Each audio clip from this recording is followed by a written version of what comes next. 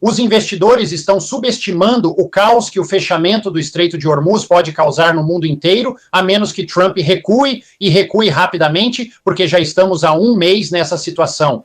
Se isso durar mais 3 ou 4 meses, pode causar colapso na economia e nos mercados acionários. Trump perdeu o prestígio e a posição dos Estados Unidos. Você pode confiar em qualquer coisa que ele diz? Você viu que John Brennan, o ex-diretor da CIA, disse ontem na TV que confia mais no que o governo iraniano diz do que no que Trump diz? Parte do que me assusta é que, na verdade, não acho que Trump seja um mentiroso. Acho que ele realmente acredita no que diz, o que pode ser ainda mais assustador se estiver tão iludido sobre o que acontece no mundo. O que você está vendo agora é que o resto do mundo sente que não se trata de reduzir riscos em relação à China. Trata-se de reduzir riscos em relação aos Estados Unidos neste momento. Bem, pessoal, é uma honra receber de volta ao estúdio meu grande amigo e convidado de longa data, Sean Ryan, CEO do China Market Research Group. Ele é autor best-seller de vários livros sobre a China. Este é o mais recente, A Divisão. Se você tem interesse em aprender mais sobre a China, Sean é sem dúvida um dos melhores especialistas que você pode ouvir. Sean, seja bem-vindo de volta ao programa. Bom, é ótimo estar aqui, Cyrus. Acho que não voltei desde que Trump iniciou a guerra comercial contra a China e o resto do mundo, causando um caos econômico global. Então, é bom estar aqui e conversar um pouco sobre o que está acontecendo na China e o que está acontecendo na geopolítica. Com certeza. Sean, você é uma das melhores fontes de informação que acompanho. Adoro seus livros. Eu adoro seus tweets no X e tudo o que você está fazendo. E mais uma vez eu quis te trazer aqui porque temos um novo conflito com Donald Trump. Claro, é a guerra no Oriente Médio. Para o episódio de hoje, pensei em incluir a China na conversa e usar sua experiência para entender a visão chinesa sobre o tema. Qual é a estratégia maior aqui? Porque muita gente aqui, Sean, diz que isso é um conflito restrito ao Oriente Médio. Mas como devemos entender isso a partir da perspectiva chinesa?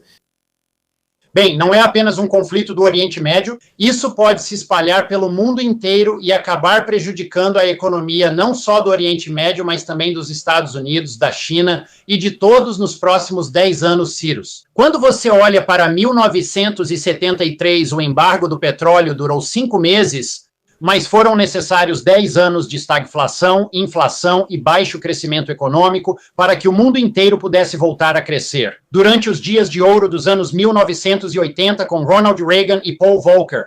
Então, eu acho que investidores e analistas estão subestimando o caos que o fechamento do Estreito de Hormuz pode causar no mundo inteiro, a menos que Trump recue, e recue rapidamente, porque já estamos há um mês nessa situação.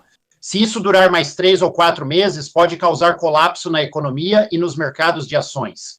No caso da China, eles estão em situação bem melhor no curto prazo do que outros países. Por quê? Porque a China instalou 1,2 terawatts de energia solar no último ano. E eles também instalaram 1,2 terawatts de energia solar e energia eólica no último ano. Agora, cerca de 20% das necessidades energéticas deles vem da energia solar e eólica. Então, eles conseguem reduzir o risco em relação ao Oriente Médio. Um total de 84% das necessidades energéticas deles é baseado em petróleo. Eles têm 28 bilhões de barris de petróleo na China, então eles não estão tão expostos ao risco quanto outros países. Você vê agora na Tailândia a escassez de gasolina, onde estão limitando a quantidade de gasolina que os motoristas de táxi podem colocar em seus carros. As Filipinas, sob Bongbong Marcos, acabaram de declarar estado de emergência. E você viu isso em Las Vegas. Os preços subiram de 20% a 30%. Então, a China está em uma situação melhor do que o resto do mundo no curto prazo, devido à tensão econômica. Agora, aqui está o problema, porém, Cyrus. Isso também vai impactar a China, certo? Neste momento, provavelmente, há muitos produtos petrolíferos com estoques para cerca de 40 dias, talvez até 4 meses em alguns setores. Conversei com o chefe de uma das maiores empresas de revestimento ou tintas da China, e ele está em pânico agora. Ele só tem produtos petrolíferos estocados o suficiente para durar 40 dias. Ele não tem certeza se, depois de 40 dias, vai conseguir continuar produzindo revestimentos. Quando veem isso, muitos pensam só na gasolina, mas o petróleo também entra na produção de fertilizantes. Também é usado em têxteis, vestuário, roupas que fabricamos, além de tinta e revestimentos. Isso vai impactar a economia da China se continuar crescendo. E veja, a China representa 30% da manufatura mundial.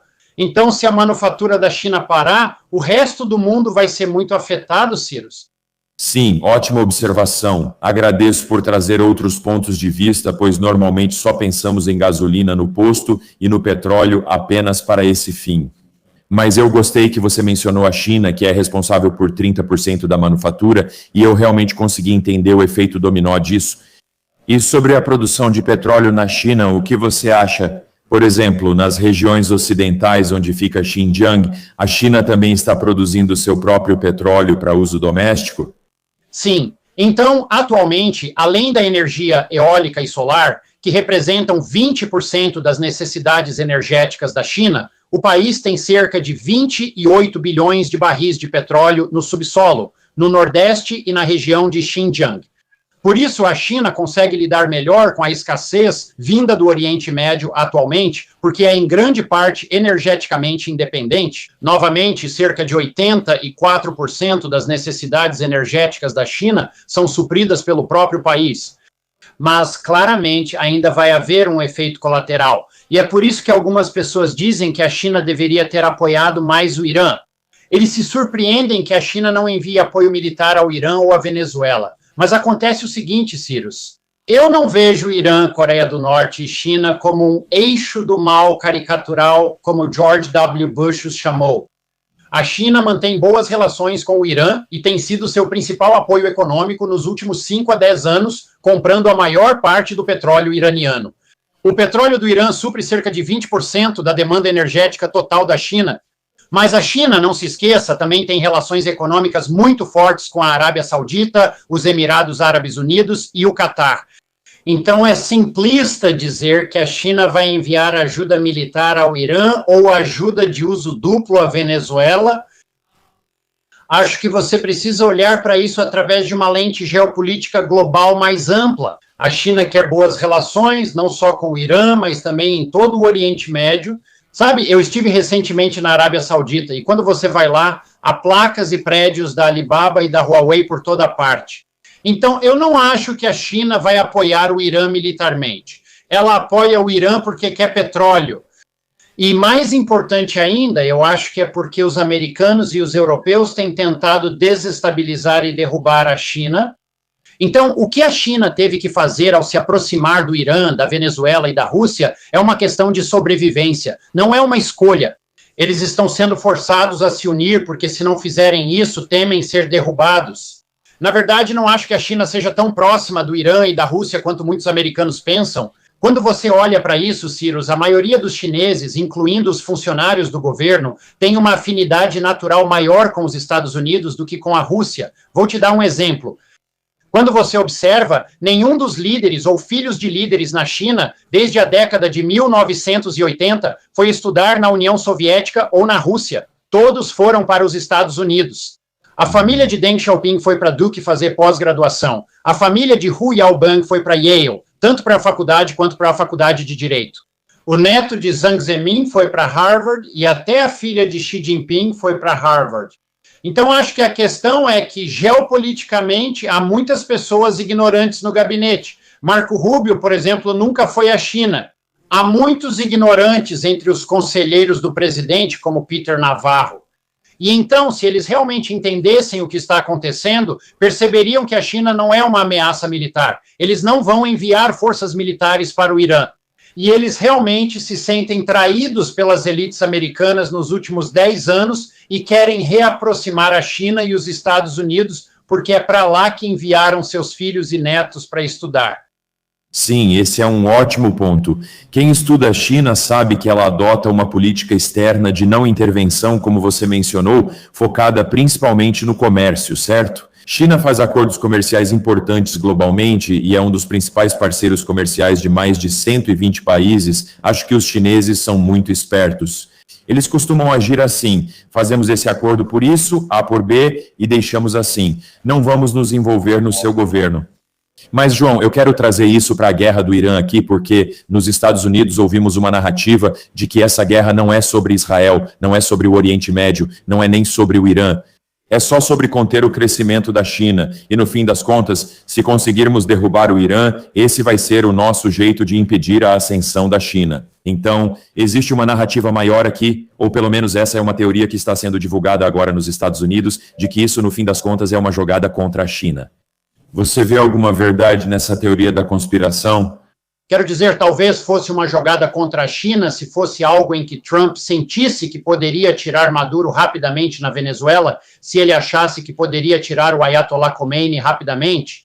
Mas, obviamente, se essa era a estratégia, se esse era o plano, falhou, certo? O Ayatollah atual, pense nisso. Se você matou os pais, a esposa e os filhos dele, o mutilou e deixou feridas permanentes, acha que ele faria facilmente um acordo com Trump?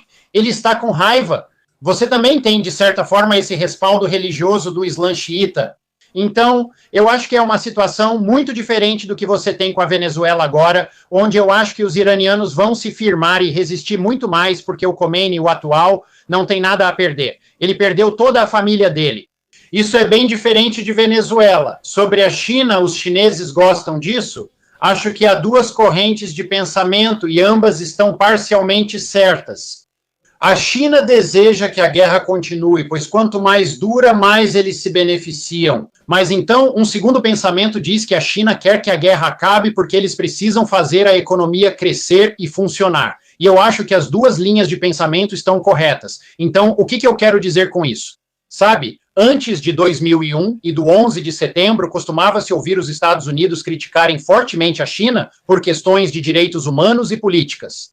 Mas depois do 11 de setembro, porque George W. invadiu o Iraque e o Afeganistão, basicamente houve um período de 8 anos em que os Estados Unidos não focaram mais na ascensão da China, e eles não tentaram conter a China. Isso ocorreu em parte porque Bush era menos xenofóbico que os líderes atuais e mais aberto à ascensão da China. Mas eu acho que parte disso foi que os Estados Unidos colocaram todos os seus recursos, todo o seu dinheiro, todo o seu esforço intelectual em como lidar com o Oriente Médio e o Afeganistão. Então, de muitas formas, o melhor para o crescimento da China foi o 11 de setembro. Acho que há certa verdade nisso hoje. Sabe, os Estados Unidos estão gastando todo o seu poder militar no Irã neste momento. Você viu que estão enviando a 82ª Divisão Aerotransportada e milhares de nossos soldados ao Oriente Médio. Eles enviaram 2.500 soldados, eu acredito, da Ásia e retiraram o sistema THAAD da Coreia do Sul contra a vontade do presidente da Coreia do Sul. Então Trump fez, eu acho muitos dos nossos aliados se sentirem muito menos seguros na Ásia. Eu acho que se você é um sul-coreano agora, você ficaria com medo da Coreia do Norte, porque não tem mais os mísseis Tchad. E o que vimos, Cyrus, é que nos últimos meses, por causa do caos, todos os líderes da Europa Ocidental meio que fizeram essa peregrinação para a China para dizer: precisamos voltar a nos aproximar da China e retomar as relações com os chineses. Sabe, por 8 anos, os líderes britânicos, franceses e canadenses não vieram, mas nos últimos 2 meses, Starmer do Reino Unido, Carnegie do Canadá, Merz da Alemanha, Macron da França, todos vieram quase como suplicantes a Xi Jinping e disseram: precisamos nos aproximar de você porque precisamos reconstruir nossas economias.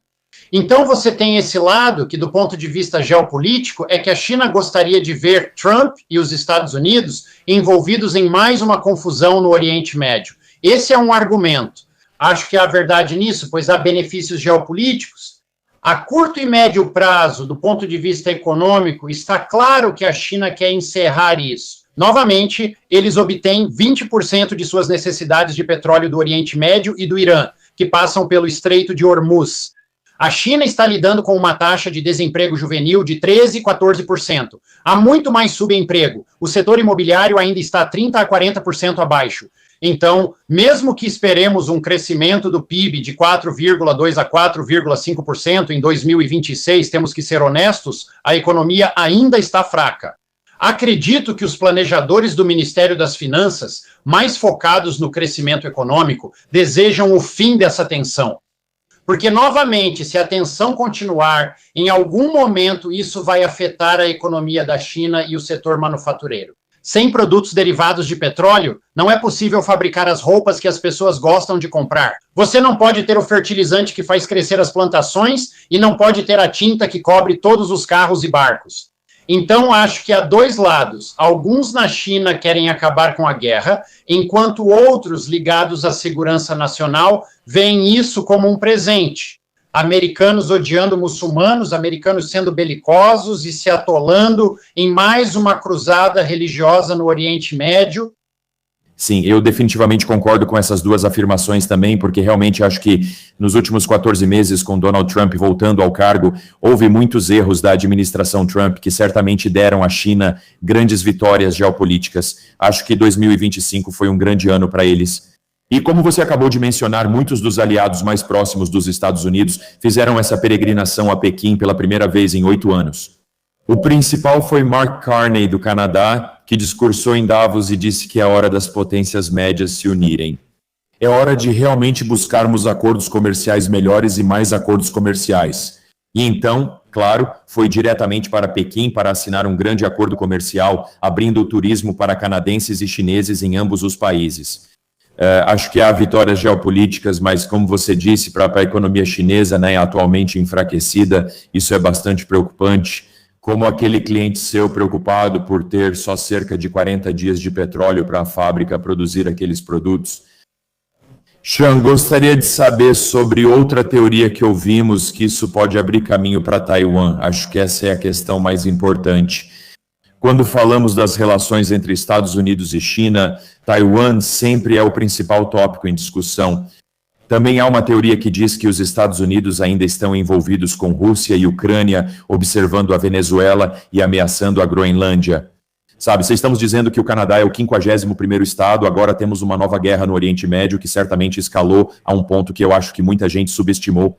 Isso abre caminho para a China agir contra Taiwan? Quero saber sua opinião. Então, para o seu público que não me conhece, eu sou americano, mas estive na China durante a maior parte dos últimos 29 anos, e uma das formas que eu ganhei muito dinheiro, Saíro, sinceramente, é que a cada 6 meses, desde o final dos anos 90, alguém me contrata dizendo que esse é o momento perfeito para Taiwan ser invadida e tomada pela China continental. Então, a cada 6 meses, nos últimos 29 anos, eu tenho feito palestras, discursos principais, sessões de workshop, porque eu não acho que isso vai acontecer tão cedo. Sabe, eu me lembro em 2022, no auge da Covid, a economia chinesa provavelmente estava em recessão, mesmo que os números oficiais não dissessem isso. As pessoas estavam miseráveis.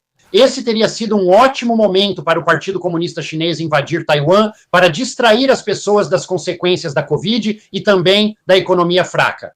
Existem vários motivos, Cyrus, pelos quais eu não vejo uma invasão militar como iminente. O primeiro motivo, e esse é um pouco mais delicado, mas você precisa lembrar que há 9 pessoas na Comissão Militar Central. Essa é a mais alta comissão militar da China. 7 dos 9 foram presos ou investigados publicamente no último ano e meio por corrupção. Agora, eu não sei se é uma luta entre facções ou se é realmente corrupção. Pode ser realmente corrupção, porque o exército estava podre até a raiz nas últimas décadas. Mas isso significa que, ao tirar 7 dos 9 principais líderes militares, só restam 2, e um deles é o próprio Xi Jinping, que obviamente não é um líder militar. Eu não tenho certeza se há liderança militar em posição para lançar algo como uma invasão de Taiwan. Esse é o primeiro ponto. O segundo ponto é que a China, eu acho, prefere comprar influência. Agora, o que eu quero dizer com isso? Em Xinjiang e no Tibete, essas duas regiões realmente tiveram muita agitação étnica há 10, 15 anos. Temos que ser honestos sobre isso. Então, o que a China fez? Bem, eles lançaram grandes programas para desenvolver os setores de saúde, para desenvolver os setores de educação e construir infraestrutura. Eles investiram bilhões, se não centenas de bilhões de dólares no Tibete e em Xinjiang. Essencialmente, a ideia deles era melhorar a vida dessas minorias e conquistar o apoio das elites dessas regiões para apoiar o Partido Comunista Chinês. E isso funcionou de forma fantástica. Como já falamos, estive no Tibete e Xinjiang 3 vezes. E provavelmente os consumidores mais otimistas da China são, na verdade, as minorias étnicas, os tibetanos e os uigures dessas duas províncias, porque agora eles têm uma boa qualidade de vida. Agora, o que a China fez? Eles fizeram a mesma coisa com Hong Kong. Quando eles assumiram Hong Kong dos britânicos em 1997, em vez de chamar de governador, em vez de chamar de prefeito, eles chamaram o chefe de Hong Kong de chefe do executivo, porque queriam mostrar ao povo de Hong Kong que ainda eram pró-negócios. Agora veja o que a China fez. Eles deram aos magnatas como Li Ka-shing, a família Kwok, a família Chung, os melhores pontos imobiliários da China e os ajudaram a ganhar muito dinheiro. Se você olhar para a Rua Huaihai ou Wang Fujing em Pequim, os melhores pontos estão todos controlados pelos magnatas de Hong Kong, porque basicamente a China queria comprar o apoio deles. Agora era muito mais difícil fazer isso funcionar em Hong Kong, pois seu PIB per capita supera o da China continental. Porque há muito cristianismo e o cardeal Zen, que era o cardeal católico lá, era muito anti-PCC e seria um dos críticos mais duros. Então era muito difícil comprar o apoio do povo de Hong Kong. Por isso você viu os protestos em 2014, com os protestos dos guarda-chuvas, e depois o terrorismo e os tumultos em 2019. Então agora a China tem conseguido aos poucos comprar o apoio dos hongkongueses que permaneceram em Hong Kong, integrando Hong Kong à Grande Bahia. Sabe, eu passei muito tempo em Hong Kong nos últimos 6 meses e Stephen Roach estava errado. 100% Hong Kong não está morta, está prosperando novamente. Foi o maior mercado de IPOs em 2025, está vibrante porque a China estava tentando ajudar o povo de Hong Kong por meio de benefícios econômicos. Essa resposta foi longa, mas vamos voltar para Taiwan. Então, quando se trata de Taiwan, Cyrus, eu vejo que a China está tentando dar muitos incentivos econômicos para o povo de Taiwan. Então, na província de Fujian, que é a província mais próxima de Taiwan, eles ofereceram moradia, educação e benefícios médicos para qualquer compatriota taiwanês que decidir se mudar para Fujian. Agora, o principal é notar que o sistema político de Taiwan está dividido em 2. O DPP, atualmente no poder, e o presidente, que tem mais um mandato de 5 anos. Mas quando você olha para o KMT ou o Kuomintang, eles, na verdade, têm relações muito boas com o Partido Comunista Chinês atualmente. A nova presidente do KMT disse no início da semana que gostaria de se encontrar pessoalmente com Xi Jinping. O vice-presidente do KMT, nos últimos anos, foi à China e foi tratado como um herói. E ainda mais importante, Cyrus, é que o presidente Ma, o ex-presidente de Taiwan, foi à China continental, foi tratado como um herói e se encontrou pessoalmente com Xi Jinping. Então, é uma resposta longa, mas o que eu espero que aconteça é que a China vai tentar oferecer cada vez mais incentivos econômicos aos taiwaneses para ganhar o apoio deles, assim como fizeram no Tibete, em Xinjiang e começaram a fazer em Hong Kong. E eles vão esperar para ver se o KMT vai ganhar a presidência em alguns anos, porque aí talvez seja possível conseguir uma integração no modelo de um país, 2 sistemas em Taiwan, se o KMT estiver no comando. Da mesma forma que a China conseguiu fazer com Hong Kong. No fim das contas, Cyrus, os chineses não são belicistas como os americanos. Eles veem os taiwaneses como seus primos e não querem ver nenhuma morte. Não estou preocupado. Daqui a 6 meses você pode me perguntar isso, e tenho certeza de que alguns bancos de investimento farão isso, e eu escreverei outro cheque de 50 mil para uma palestra principal. Certo. Não agradeço por isso. Também compartilho os mesmos sentimentos. E eu acho que esse também é um ponto muito importante que quero enfatizar para o nosso público. Precisamos lembrar que, sabe, os chineses veem os taiwaneses como seus primos ou seus irmãos e irmãs, certo? Não há intenção de dizer precisamos invadir, bombardear, preparar o exército e entrar em conflito sangrento por um território disputado. Acredito que quem realmente entende a China compreende esse ponto, que considero o mais crucial. E também o simples fato é que existe uma quantidade enorme de comércio entre a China continental e Taiwan. Isso retoma a questão da não intervenção e dos acordos comerciais de ganha-ganha que beneficiam ambas as partes e serão realmente bons. Sean, quero voltar à questão da guerra no Irã porque quero saber, eu acredito que esse conflito vai continuar por um tempo agora. Eu não acho que isso vai chegar a uma conclusão tão cedo. Acho que, infelizmente, para os Estados Unidos, abrimos a caixa de Pandora. Não conseguiremos fechar isso em breve, o que afetará a economia global. Mas você acha que isso poderia potencialmente mudar nossa economia global para um mundo mais multipolar? Já vivemos em um mundo multipolar ou o conflito com o Irã vai acelerar ainda mais essa transição?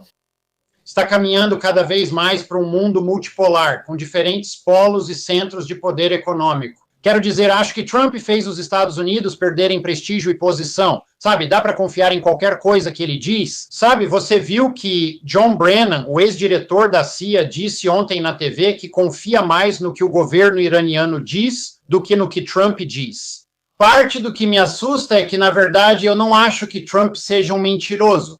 Acho que ele realmente acredita no que diz, o que pode ser ainda mais assustador se estiver tão iludido sobre o que acontece no mundo.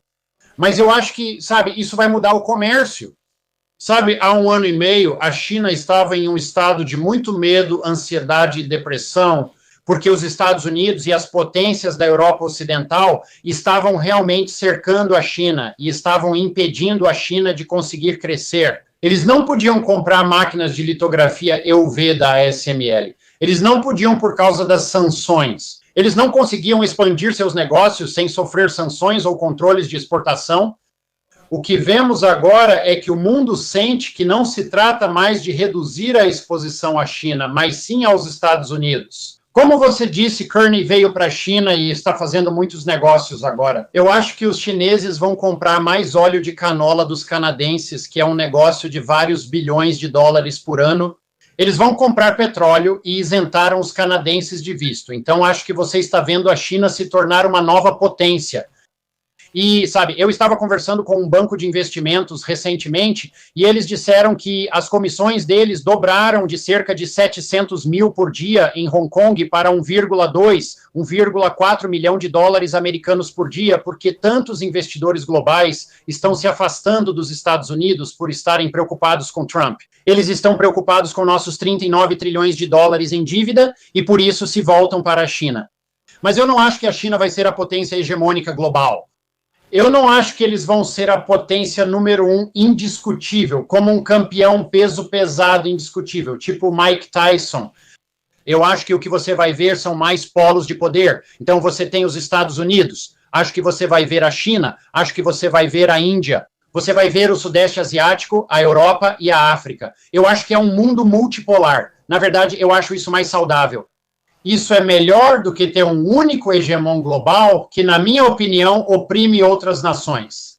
Mas isso também significa que pode haver mais atritos nos próximos 10, 20 anos, à medida que diferentes potências discutem sobre comércio e podem entrar em conflitos de fronteira. Acho que o mundo vai ser muito mais perigoso nos próximos 10, 20 anos, Cyrus, do que quando nasci nos anos 70 nos Estados Unidos. E embora partes do mundo fossem perigosas, os americanos viveram em um mundo relativamente seguro por 20 ou 30 anos. Acho que esse mundo acabou. Infelizmente, acredito que investidores deveriam considerar comprar ações de empresas de armamentos. Agora, eu não faria isso do ponto de vista moral, mas acho que empresas como a Palantir, a Raytheon, a Lockheed Martin e a Durinco vão ganhar muito dinheiro nos próximos 10, 20 anos, porque estamos em um mundo multipolar. Sabe, há um vácuo de poder deixado pelos Estados Unidos e todo mundo vai tentar preenchê-lo. Sabe, é como quando o petróleo começa a voltar, ainda assim você tem 10 anos de possível estagnação econômica. Mesmo com a saída de Trump, ninguém voltará a acreditar nos Estados Unidos. Vai levar 10, 20, 30 anos, se é que vai acontecer, para os Estados Unidos recuperarem o prestígio e a confiança com seus parceiros que já tiveram um dia. Você falou muito bem, Sean. Estou encerrando nossa entrevista com uma última pergunta, já que sua especialidade é a China. E eu gostaria de saber quais são algumas das tendências que você realmente está percebendo para 2026, ou talvez alguns dos temas mais importantes. Se alguém te perguntasse, sabe, Sean, o que devemos esperar da China em 2026, o que seria? Vou focar no lado do consumidor, pois essa é minha especialidade, já que ajudamos empresas como KFC e Apple a desenvolver estratégias para a China. Acho que, pelo lado positivo, o que vimos nos últimos 6 meses foi os 10% mais ricos.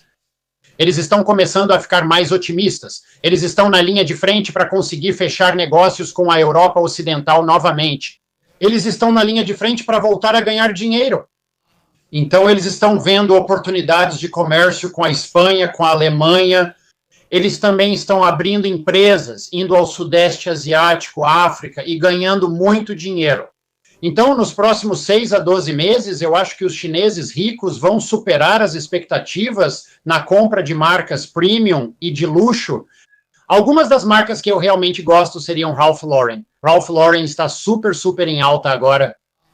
É meio que aquela atmosfera universitária prep que agrada muito o consumidor chinês. Eu gosto muito da Adidas. Você sabe, 65% dos produtos deles agora são desenvolvidos na China para o mercado chinês. Então, eles estão crescendo cerca de 14%. E eu ia usar as roupas novas e estilosas deles, mas eu queria estar um pouco mais arrumado para você hoje. Mas eles estão bombando.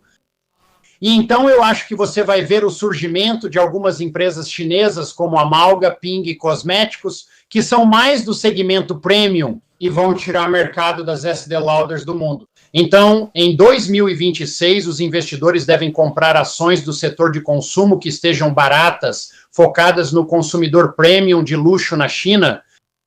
Legal. Fantástico, John. Quero agradecer muito pelo seu trabalho duro. É ótimo estar conectado com você. Precisamos te trazer de volta ao podcast mais vezes. Não quero esperar um ano para nossa próxima entrevista, pois são muito informativas. Sei que nosso público gosta de aprender sobre a China. Este é o livro do Sean, A Divisão. É um dos melhores livros que você pode ler sobre as relações entre Estados Unidos e China. E Sean, vou deixar a palavra final com você, mas se quiser, pode informar ao nosso público onde eles podem te encontrar, onde podem te seguir, ou qualquer coisa que queira fazer para se promover. Espero te ver na China em alguns meses, Cyrus, e conhecer você e sua família. As pessoas podem me encontrar no Twitter, no LinkedIn, ou me chamar para dar uma palestra de abertura, que é a melhor forma. Viajo para dezenas de países por ano para palestrar em conferências de investimento e conferências de multinacionais. Encontre-me em uma conferência perto de você. Isso é incrível. Bem, pessoal, quero agradecer a vocês por terem chegado até este ponto do vídeo e nós vamos deixar os links para as informações do Sean, os livros dela e tudo mais na descrição abaixo. Meu nome é Cyrus Jansen. Obrigado por passar esse tempo conosco. E esperamos ver você em nosso próximo episódio em breve.